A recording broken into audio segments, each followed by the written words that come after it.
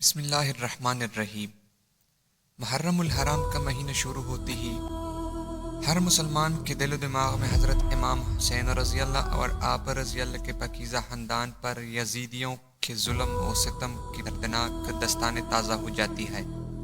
واقعہ کربلا تاریخ اسلام کا وہ پرسوز واقعہ ہے جو قیامت تک نہیں بلایا جا سکتا، جس میں نواسہ رسول اللہ صلی اللہ علیہ وسلم حضرت امام حسین رضی اللہ تعالی عنہ شہید کر دیے گئے تھے۔ یزید خلیفہ کے مسند پر برجمان ہو چکا تھا، اور اس کے لیے سب سے بڑا خطرہ اللہ اور اس کے رسول صلی اللہ علیہ وسلم اور دین اسلام پر ڈٹے جانے والے حضرت امام حسین رضی اللہ تعالی عنہ تھے، جنہوں نے نانا کے حق دین پر مر مٹنے اور اسے بچانے کی قسم کار کی تھی۔ یزید سمجھ رہا تھا کہ والد اور بھائی کی شہادت کے بعد حضرت امام حسین رضی اللہ تعالی عنہ کمزور ہو چکے ہیں۔ اس نے سوچا کہ اپنی طاقت کو مزید بڑھانے اور حکومت کو مکمل طور پر قابو کرنے کے لیے آپ رضی اللہ تعالی عنہ کو راستے سے ہٹانا فائدہ مند ہوگا، لیکن اسے شاید معلوم نہیں تھا کہ سردار جنت کے لیے دنیاوی خلافت کوئی معنی نہیں رکھتی۔ کوفہ والوں کے سینکڑوں خطوط حضرت امام حسین رضی اللہ کو موصول ہوئی، جن میں یزید اور اس کے اعلی کاروں کے مظالم بیان کیے جاتے تھے اور دین اسلام کو درپیش خطرات سے آگاہ کیا جاتا تھا۔ ایک اطلاع آپ کو یہ بھی ملی کہ شراب نوشی عام ہو چکی ہے۔ اپنے والد امیر المؤمنین حضرت علی رضی اللہ تعالیٰ عنہ کے شہادت پر جانے اور اپنے لوگوں کی رہنمائی کے لیے آپ نے مدینہ سے کوفہ جانے کا فیصلہ کیا۔ چنانچہ رجب سن 60 ہجری کو آپ رضی اللہ تعالیٰ عنہ اپنے 70 ساتھیوں کے ساتھ مدینہ سے کوفہ کی طرف روانہ ہوئے۔ راستہ مکہ حضرت امام حسین رضی اللہ تعالیٰ عنہ اپنے 18 اہل بیت اور 50 اصحاب کے ساتھ کربلا پہنچے۔ 8 ذوالحجہ کو آپ رضی اللہ تعالیٰ عنہ کو کوفہ والوں کے ایک شکنی کا انداز اس وقت ہو چکا تھا جب آپ نے اپنے چچا زاد بھائی مسلم بن عقیل کے شہادت کی خبر سنی، لیکن آپ نے اپنا سفر جاری رکھا۔ شاید آپ اپنے نانا حضرت محمد صلی اللہ علیہ وسلم کی اس پیشنگوئی کا انتظار کر رہے تھے، جس کا ذکر حضرت محمد صلی اللہ علیہ وسلم نے اپنے زوجہ ام المؤمنین حضرت ام سلمہ رضی اللہ تعالیٰ عنہ سے کیا تھا۔ بخاری شریف کی روایت کے مطابق آپ نے ام سلمہ رضی اللہ تعالیٰ عنہ کو مٹی دی اور کہا کہ یہ کربلا کی مٹی ہے، جب یہ سرخ ہو جائے تو سمجھ لینا کہ میرے جگر کا گوشہ اور میرے گھر کا پھول حسین ابن علی شہید کر دیا گیا ہے۔ حضرت امام حسین رضی اللہ اہل بیت کے ہمراہ 2 محرم الحرام سن 61 ہجری کو کربلا پہنچے۔ بعض روایات میں آتا ہے کہ جب آپ کی سواری کربلا کے ریگستان میں پہنچی تو آپ کے گھوڑے پر ایک عجیب سی کیفیت طاری تھی۔ آپ نے پوچھا یہ کون سا مقام ہے، تو معلوم ہوا یہ سرزمین کربلا ہے۔ آپ نے ارشاد فرمایا قافلوں کو یہاں روک دیا جائے، ہم یہیں پر قیام کریں گے۔ اصحاب نے آپ کے حکم کی تعمیل کی اور کربلا کے بنجر ریگستان میں خیمے لگا دیے۔ حضرت امام حسین رضی اللہ نے آسمان کی طرف دیکھ کر اللہ سے دعا کی کہ اے اللہ میرے نانا کے دین کی حفاظت فرما اور اسے زندہ اور آباد رکھ۔ آپ کو اطلاع مل چکی تھی کہ آپ کے چچا زاد بھائی حضرت مسلم بن عقیل، جن کو آپ نے اپنا سفیر بنا کر کوفہ بھیجا تھا کہ وہاں کے حالات معلوم کر کے آپ کو خبر دیں، ان کو انتہائی بے دردی کے ساتھ شہید کر دیا گیا ہے۔ کوفہ کے لوگ جو آپ کو بار بار خطوط بھیج رہے تھے، وہ کوفہ کے گورنر ابن زیاد کے خوف یا لالچ سے حضرت مسلم بن عقیل کو تنہا چھوڑ چکے تھے، اور وہ کوفہ کی گلیوں سے بالکل ناواقف تھے۔ ابن زیاد کا ایک سپہ سالار نے ان کو امن کا وعدہ دیکھ کر گرفتار کیا اور بعد میں انہیں کوفہ کے محل کے چھت سے دھکا دیکھ کر شہید کر دیا۔ اپنے چچا زاد بھائی کی شہادت کا صدمہ اور کوفہ والوں کی بے وفائی کا افسوس آپ کو آگے بڑھنے پر مجبور کر رہا تھا، اور مقصد اتنا بڑا تھا کہ آپ پیچھے ہٹ نہیں سکتے۔ خیمے لگ چکے تھے اور ترتیب کچھ یوں تھی کہ سب سے آگے پہلا خیمہ حضرت عباس رضی اللہ کا تھا۔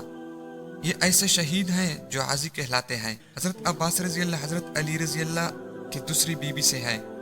حضرت عباس رضی اللہ تعالیٰ عنہ کربلا کے میدان میں حضرت امام حسین رضی اللہ تعالیٰ عنہ کے فوج کے علمدار تھے۔ یزیدی فوج 3 محرم الحرام کو امام حسین رضی اللہ تعالیٰ عنہ کے فوج کے راستے میں پڑاؤ ڈال چکی تھی۔ حالات کشیدگی کی طرف جا رہے تھے۔ حضرت امام حسین رضی اللہ نے اپنے اصحاب اور اہل بیت کو اکٹھا کیا، پھر آپ نے فرمایا میں آپ سب لوگوں سے اپنی بیعت اٹھاتا ہوں، آپ آزاد ہیں، جانا چاہتے ہو تو جا سکتے ہیں۔ سب نے کہا آپ پر جان نثار کریں گے، اپنے خون کے آخری قطرے تک دین حق کے لیے لڑیں گے، لہٰذا اب دو راستے تھے، یا واپس چلے جائیں یا حق پر رہتے ہوئے جنگ لڑیں۔ لیکن معلوم ہوا کہ واپس کا راستہ یزیدی فوج بند کر چکی تھی، اب صرف جنگ تھی یا یزید کے ہاتھ پر بیعت۔ ابن زیاد کوفہ سے حضرت امام حسین رضی اللہ کو باغی کہلوا کر قتل کا فتویٰ لے چکا تھا، اور اس نے مزید فوج کربلا روانہ کر دی تاکہ یزید کی خوشنودی حاصل کر سکے۔ روایات کے مطابق حضرت امام حسین رضی اللہ تعالیٰ عنہ کے بہتر افراد کے مقابلے میں ابن زیاد نے 4 محرم سن 61 ہجری کو بہت بڑی فوج کا لشکر لے کر کوفہ سے روانہ ہو گیا۔ حضرت امام حسین رضی اللہ کے ساتھ یزیدی فوج کے مذاکرات جاری تھی۔ 7 محرم الحرام کو یزیدی فوج نے حضرت امام حسین رضی اللہ کو پیغام بھیجا کہ آپ اپنے خیمے پانی کے قریب سے اٹھا لیں۔ امام حسین رضی اللہ نے پانی بند کرنے کا یہ ظلم اس لیے برداشت کر لیا کہ کہیں بعد میں یہ لوگ یہ نہ کہیں کہ حضرت امام حسین رضی اللہ اور یزیدی فوج نے تنازع پانی کا کیا اور یہ لڑائی پانی کی وجہ سے ہوئی۔ آپ نے ظلم برداشت کیا اور اپنے اصحاب کے ساتھ خیموں کو پانی سے دور لے گئے۔ تپتے صحرا میں سب لوگ پانی کی پیاس سے تڑپنے لگے، لوگوں نے پانی کا تقاضا کیا، لیکن یزیدی فوج نے حضرت امام حسین رضی اللہ پر پانی بند کر دیا۔ امام حسین رضی اللہ کسی صورت بھی یزید کے ہاتھ پر بیعت کرنے کو تیار نہ تھے۔ آپ نے فرمایا ہمارا راستہ چھوڑ دو، ہم کوفہ یا کہیں اور چلے جاتے ہیں۔ لیکن یزیدی فوج کسی بدقسمت جانور کی طرح طاقت کے نشے میں چور تھی۔ اس کے سربراہ نے کہا 2 ہی راستے ہیں، آپ یا تو بیعت کر لے یا جنگ کے لیے تیار ہو جائیں۔ بعض روایات کے مطابق 9 محرم الحرام کو یزید کی فوج میں مزید جنگجو شامل کر دیے گئے جو حضرت امام حسین رضی اللہ تعالیٰ عنہ کے فوج کے بہتر جان نثاروں سے جنگ کرنے کربلا میں آئے تھے۔ 9 محرم الحرام کی رات حضرت امام حسین رضی اللہ کو یقین ہو گیا کہ یزیدی فوج آپ کا خون بہانے کے در پہ ہے۔ آپ نے اپنے تمام اصحاب اور اہل بیت کو اکٹھا کیا اور فرمایا آپ میں سے جو جانا چاہے وہ جا سکتے ہیں، دشمن اپنے لیے جہنم خریدنا چاہتا ہے، میری خواہش ہے کہ میری نانا کی امت جہنم سے بچ جائے، لیکن وہ ہمارے خون کے پیاسے ہیں۔ روایات میں آتا ہے کہ حضرت امام حسین رضی اللہ نے روشنی مدم کروا دی کہ اگر کوئی جانا چاہے تو چلا جائے۔ کچھ دیر بعد آپ نے اپنے بھائی اور ساتھی کو کہا عباس روشنی بڑھاؤ، یعنی حضرت امام حسین رضی اللہ کو یقین تھا یہ میرا بھائی مجھے تنہا نہیں چھوڑے گا۔ 10 محرم الحرام کا سورج طلوع ہوا تو تمام اصحاب اہل بیت نے رات جاگ کر گزاری تھی، سب لوگ پیاس سے نڈال تھے۔ 7 محرم کے شام کو حضرت امام حسین رضی اللہ کے حکم سے حضرت عباس رضی اللہ چند افراد کے ساتھ یزیدی فوج کو دھکیلتے ہوئے فرات سے پانی کا مشکیزہ بر لے کر آیا، لیکن 10 محرم کو فوج کئی گنا بڑھ چکی تھی۔ حضرت امام حسین رضی اللہ کے 4 سالہ بیٹی حضرت بی بی سکینہ پیاس سے نڈال تھی، انہوں نے اپنے چچا حضرت عباس سے پانی کا تقاضا کیا۔ حضرت عباس بی بی سکینہ اور حضرت علی اصغر کے لیے پانی لینے نکلے۔ آپ کے ایک ہاتھ میں علم تھا اور دوسرے ہاتھ میں تلوار تھی، مشکیزہ اپنے پشت پر لٹکایا اور حضرت امام حسین کی اجازت سے پانی لینے روانہ ہو گئے۔ یزیدی دشمن گاٹ لگائے بیٹھے تھے، علی زادی کی ہیبت اتنی تھی کہ کوئی سامنے آنے کی جرت نہیں کرتا تھا۔ یزیدی فوج کو پیچھے دھکیلتے ہوئے حضرت عباس رضی اللہ پانی تک پہنچ گئے۔ آپ نے مشکیزہ پانی سے بھرا اور گھوڑے پر اپنے سامنے رکھ لیا۔ حضرت عباس رضی اللہ تیزی سے خیموں کی طرف گھوڑا دوڑا رہے تھے کہ کسی تیر انداز نے ایک تیر مشکیزے پر مارا جس سے پانی ضائع ہونے لگا۔